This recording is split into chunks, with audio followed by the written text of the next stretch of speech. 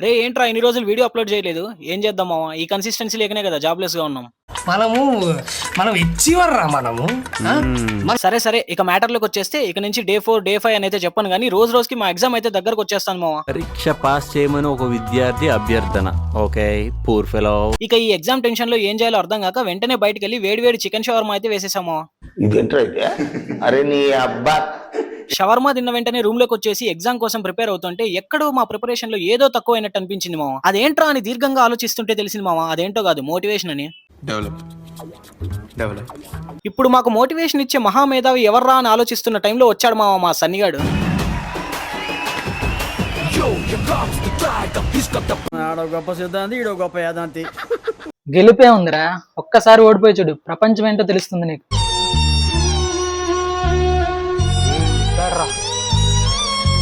ఇంతకీ నువ్వు సక్సెస్ అయ్యావా మామ? లేదు మామ, నేను కూడా అదే పనిలో ఉన్నాను. సరే బాయ్ మరి నెక్స్ట్ వీడియోతో మళ్ళీ కలుద్దాం. సబ్స్క్రైబ్ చేసుకో మామ.